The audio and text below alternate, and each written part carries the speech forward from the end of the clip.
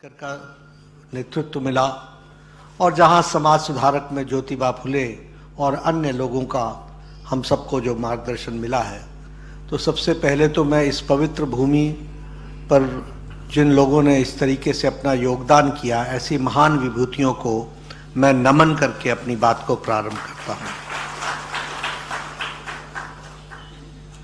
अभी हमारे दोनों ही वक्ताओं ने, हमारे प्रताप सरनायक जी ने भी और संजय केलकर जी ने भी आपके सामने ये बताने का प्रयास किया कि किस तरीके से महायुति की सरकार काम कर रही है और किस तरीके से थाने का उसमें महत्व है और थाने का नेतृत्व किस प्रकार से आगे बढ़ रहा है और हमारे दोनों साथियों का क्या क्या योगदान है, इस पर भी उन्होंने चर्चा की है।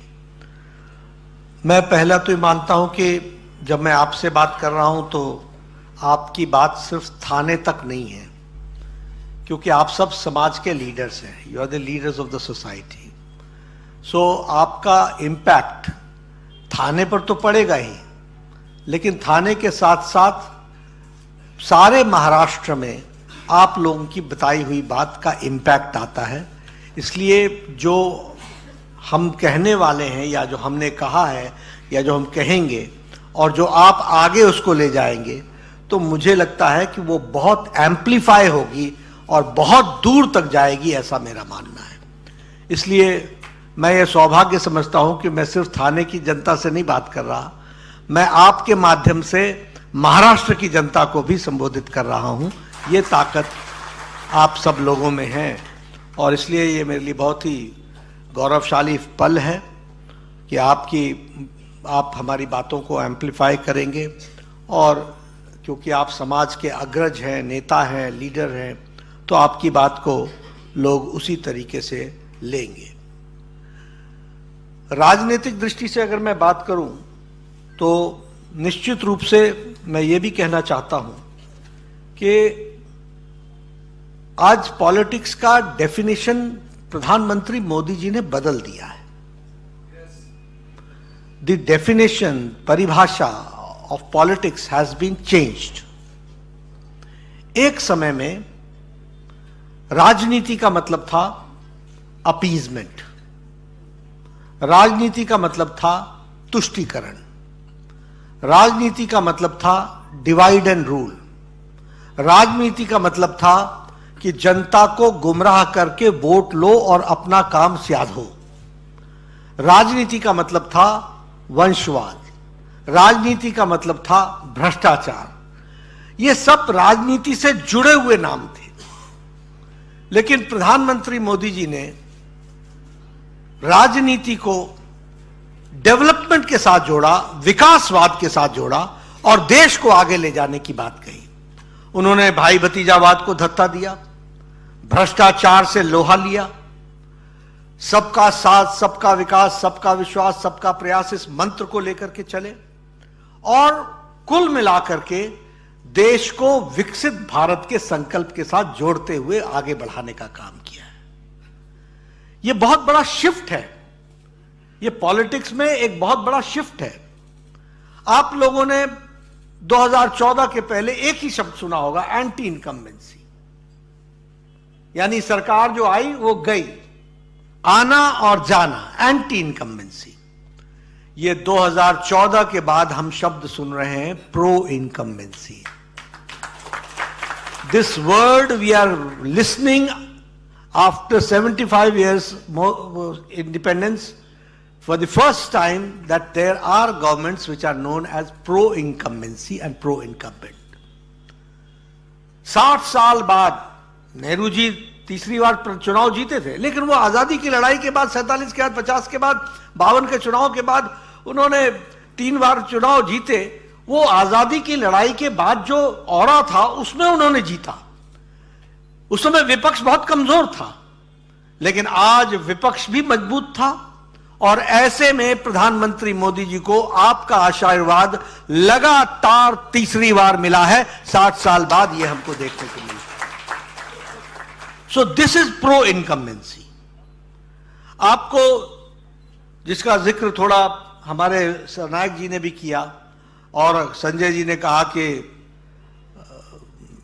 हम लकी हैं, ऐसा करके उन्होंने कहा। ये हम नहीं, हम सब लकी हैं कि हम प्रधानमंत्री मोदी जी के नेतृत्व में नए भारत के विकास के लिए आगे बढ़ रहे हैं। We are all lucky. अब देखिए, अगर मैं बात करूं उत्तर प्रदेश, इतना बड़ा प्रदेश, आफ्टर 50 इयर्स कोई गवर्नमेंट रिपीट हुई है और कोई चीफ मिनिस्टर दोबारा बना है तो वो उत्तर प्रदेश में बना है। उत्तराखंड हम दूसरी बार जीत गए। असम हम पहली बार भी जीते थे और लगातार दूसरी बार जीत गए। अरुणाचल प्रदेश हम लगातार तीसरी बार जीत गए। त्रिपुरा हम पहली बार जीते और लगातार अब दूसरी बार जीत गए। नागालैंड हम तिवारा जीत गए। मणिपुर हम दूसरी बार जीत गए। यानी भारतीय जनता पार्टी एनडीए की सरकारें अब रिपीट होती हैं, फिर से आती हैं। ये प्रो इनकम्बेंसी का नतीजा है और यही घटना 20 तारीख को और 23 के नतीजे से महाराष्ट्र में भी होगी और हम रिपीट करेंगे, इसको भी हम आगे बढ़ेंगे। हम गोवा में तीसरी बार सरकार हमने बना ली, उसी तरीके से हम हरियाणा में तीसरी बार सरकार बना ली।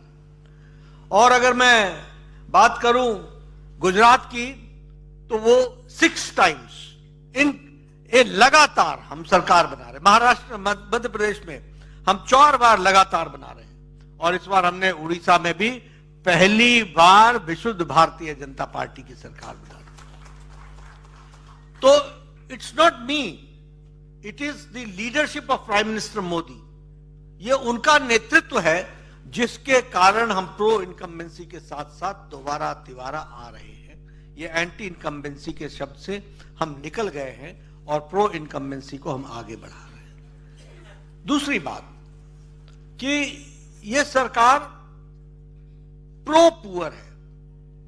ये गांव, गरीब, वंचित, पीड़ित, शोषित, दलित, युवा, किसान, महिला, इनकी चिंता करने वाली सरकार है। Pro poor, pro women, pro farmers, pro youth, ये इनकी चिंता करने वाली सरकार है। प्रो दलित, प्रो हमारे एसटी भाई, आदिवासी, उनकी चिंता करने वाली सरकार है। और ये रिस्पॉन्सिबल सरकार है, ये रिस्पॉन्सिव सरकार है और ये अकाउंटेबल सरकार है, जवाबदेह सरकार है।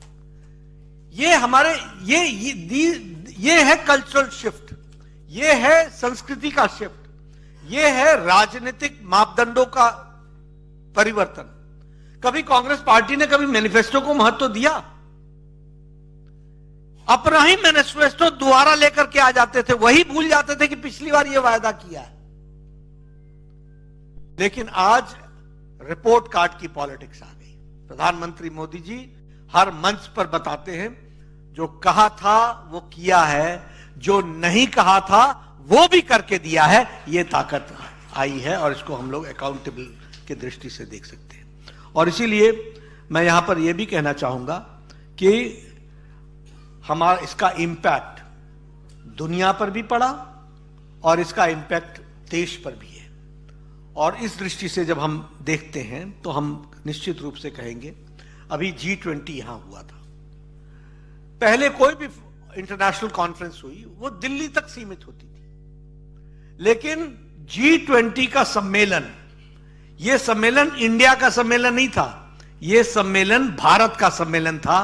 क्योंकि कच्छ से लेकर के कोहिमा तक, कश्मीर से लेकर के कन्याकुमारी तक 100 स्थानों पर लगभग 200+ मीटिंग्स हुई और दुनिया भर के लोग ने भारत के दर्शन किए। यह परिवर्तन आया।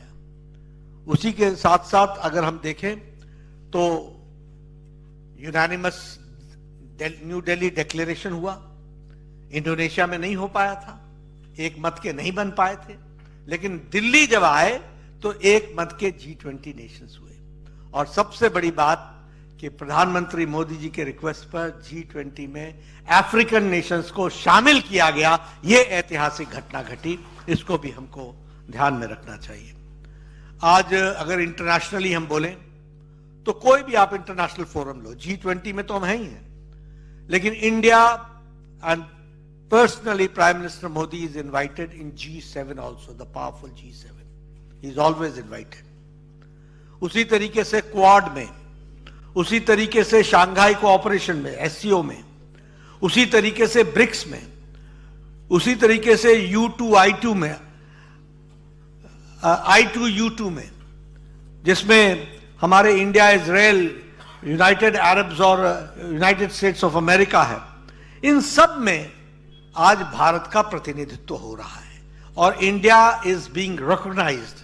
और इंडिया जो बोलता है, भारत जो बोलता है, वो इंटरनेशनल मंच उसको आज सीरियसली लेता है, वो एजेंडा बन जाता है और वही मुद्दा बन जाता है जिसको लेकर के आगे बढ़ते हैं। हम स्टेटस कोइस्ट पॉलिटिक्स से भी दुनिया से अलग हट गए।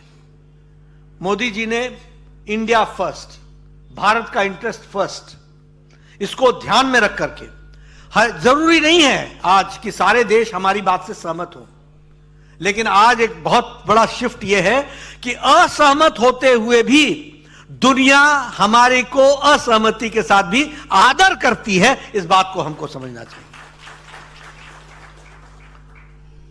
अगर प्रधानमंत्री रशिया जाते हैं, पुतिन से मिलते हैं, तो वो यूक्रेन भी जाते हैं, ज़ेलेंस्की से भी मिलते हैं।